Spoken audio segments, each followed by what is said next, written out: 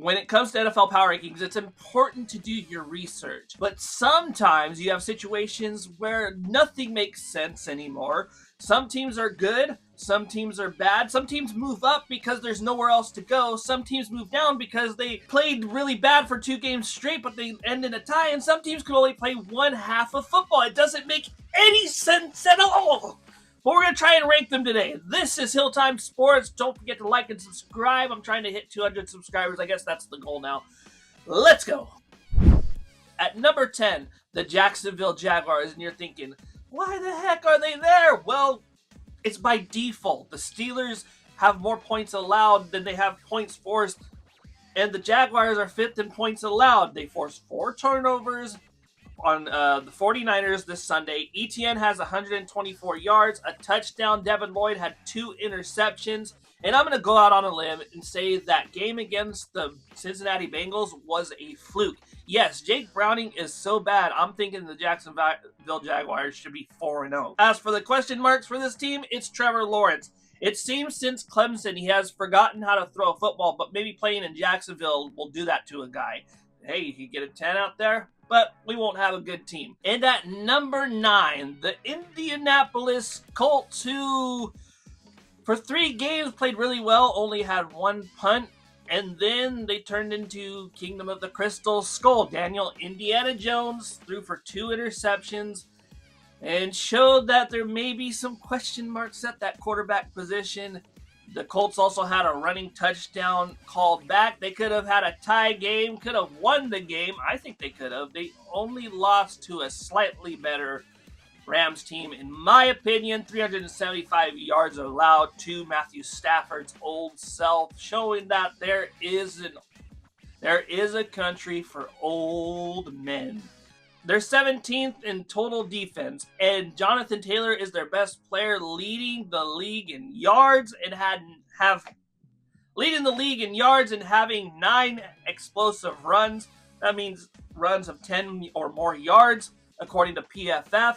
I think this team is still really good. I think they'll get right this game because they played the Las Vegas Raiders, who give turnovers like hotcakes. And at number 8, the Seattle Seahawks, who are the kings of the Northwest because there are no other teams in the Northwest. Sam Darnold, since his exile in New York, has gone on to have himself a career renaissance. He is still the same age as Joe Burrow.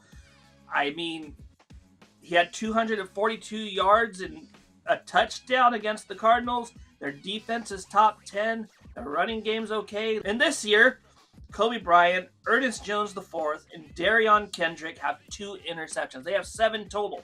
They're pretty good. They have 2 tough matchups, and they need to clean up their mistakes in order to get to the top echelon of teams. I like the Seattle Seahawks. I think they're a lot better than people are giving them credit for, and maybe it's because they have a bad taste in their mouth from 2014, 2013, when they were really good. But I think they're on the up and up. Number 7, the Green Bay Packers, who started out really, really hot. I mean, we're talking like molten lava hot. And then all of a sudden they play the Browns. They can't score any points. They lose. And then they go into Jerry Land. And now Jerry Jones can say, well, we made a good trade because we tied the Packers 40-40. I mean, it wasn't a loss. It wasn't a win. But a lot of people are saying, oh, it's like kissing your sister. Oh, yeah. Very, very funny. But they've had blocked extra points, blocked field goals. Their special teams is meh. They started out with a really good defense, and then all of a sudden they couldn't play defense this week. They started out with a really hot offense, and then 2 weeks ago against the Browns, they just couldn't play offense. And then they couldn't stop scoring points. Bad game management with their coaching, leaving only 1 second on the clock, kick a field goal to end in a tie. As for Josh Jacobs, he had 2 touchdowns. Jordan Love had 337 yards and 3 touchdowns. Romeo Doubs had a really good game against the Cowboys. 3 touchdowns, and maybe it was that guardian cap keeping his head on a swivel. But that's the Green Bay Packers. They have a bye week this week, so maybe they can reflect on themselves and say, hey, We are a good football team. We just have to remember how to play the game of football, and they'll be fine. I think they move up in a couple weeks. At number 6, the Tampa Bay Buccaneers, and this was the hard part because there were teams I was forgetting. I had to rearrange a lot of things. They lost a heartbreaker to the Philadelphia Eagles. More on them later.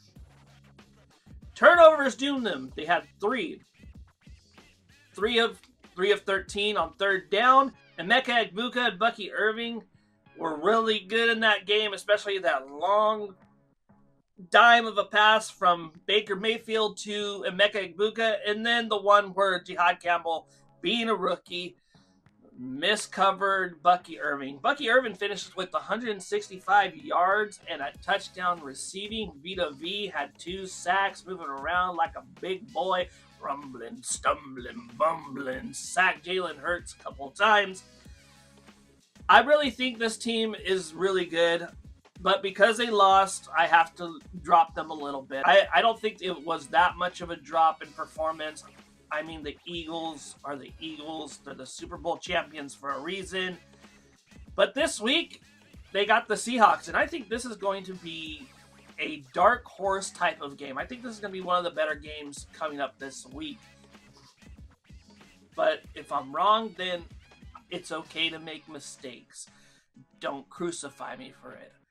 But at number 5, we got the Los Angeles Chargers, another team that I was like, oh, they're really good. Oh, wait, they lost to the New York Giants of all teams. Brian Daboll hangs on to his job. And as for MetLife Stadium, a lot of people are saying you could go to hell and burn the AstroTurf and put some real grass because Joe Alt was injured in that game.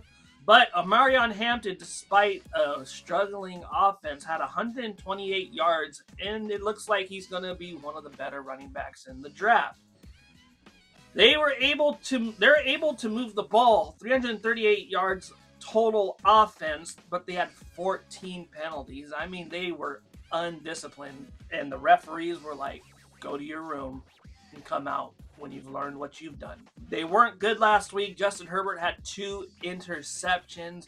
I mean, this whole time we were like, oh, Justin Herbert's an MVP candidate, and Justin Herbert said, how dare you call me an MVP candidate, and decided to throw the game, I guess. They're one of the top teams in the AFC, but if their offensive line continues to go down like a sack of potatoes, well, they might drop in the rankings, and a certain team from Kansas City might just come out of nowhere and return again as division champs, unfortunately, because the Broncos decide they don't know how to play football either. This week, they got the Washington Commanders, and depending on where Jaden Daniels is in his recovery, it should be a good game. We got a lot of good football games this week, unless you're a Titans fan. At number 4, we got the Los Angeles Rams, who beat the darlings of the year, the Indianapolis Colts. 375 from old man Stafford. Like I said, there is a country for old men. He had 3 touchdowns.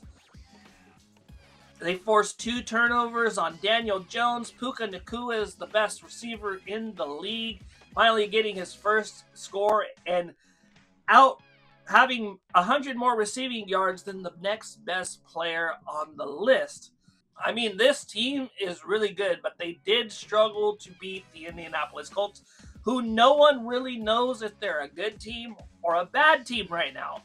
But the Rams also have a 3-1 record, and if it wasn't for a blocked field goal, they might be 4-0. But you can't win them all unless you're the 1972 Dolphins.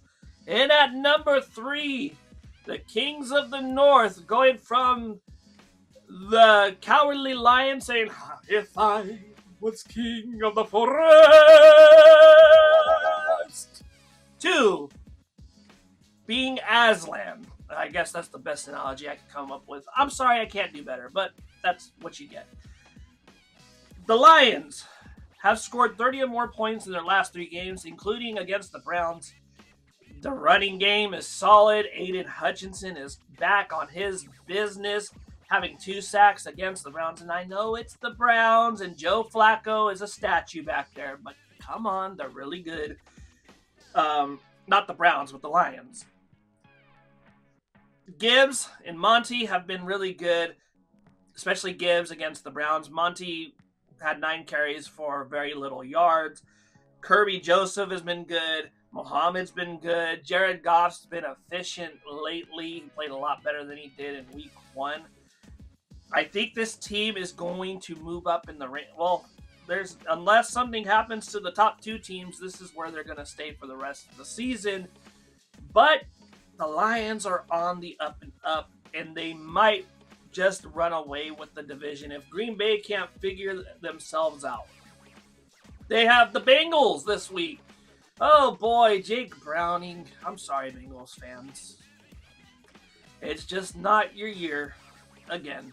As for number 2, and it hasn't changed for a while, the Buffalo Bills, who struggled against the New Orleans Saints of all teams, but they still came out with a win, so don't panic yet.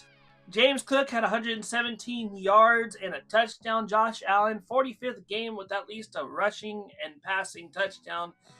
He hasn't had the stats that you want to see from an MVP, but he's getting the job done, and this team rides or dies on the arm and in the legs of Josh Allen and James Cook, because the receivers are a revolving door out there in Buffalo. We don't know who's going to show up. Khalil Shakir could show up this week. Oh, it's Dalton Kincaid. Oh, it's Knox. I don't know who's going to show up, who's going to break out. I think they're going to have to wait another year to get a top-flight receiver. But this team, despite all its struggles on rush defense, have found ways to win. Whether it's the 41-40 game against the Ravens, whether it's barely beating the Saints by a few points. I would say like beating them by 10 is a fair amount, but I still think they struggled against the Saints. But the top teams in the NFL find ways to win ball games, and that's exactly what Buffalo's doing. Can they maintain their pace against the Patriots? I think so. I don't think the Patriots are that good. But moving on to our number 1 team, what do I have to say about them? They're the Super Bowl champions. But they disappear for half the game and win. And despite being average on every statistical level, have found ways to win, leaving me dumbfounded like a deer in the headlights for most of the game, asking myself, what the hell is happening to this team? I mean, I'm cheering and I'm happy that they're 4-0, but the Philadelphia Eagles don't have an identity on offense. Defensively, they've had to pick up the slack, so it leads to a very mediocre statistical game. And then the special teams has been carrying the team. Jalen Hurts hasn't performed up to snuff. I mean, he hasn't turned the ball over, but he's not getting the ball to A.J. Brown. He's not getting the ball to Devontae Smith. There may as well not be any receivers on the field because it looks like he's not throwing it to anybody. And Saquon Barkley has been non-existent these past 4 weeks, except for a touchdown on a fake tush push this week against the Tampa Bay Buccaneers. All in all, I don't know what to think of this team. I love my Philadelphia Eagles, but you gotta show me something. Because if you keep playing like this, you're not gonna win games for very long. They have to figure it out. Is it Kevin Petulia who can't call a play? They play too conservative. Let's run draw plays on 3rd down for some reason. Let's not motion receivers around. Let's not motion anyone into the blocking lane so Saquon Barkley can run the ball. It's a mess. It's all a mess for the Eagles, but despite all of that, they're the number 1 team this week. And don't forget, everyone, what do you think of my rankings? Am I wrong? Am I right? Does it really matter and you're just enjoying the ride? Like and subscribe to HillTimeSports, and I'll see you in the next video. Adios.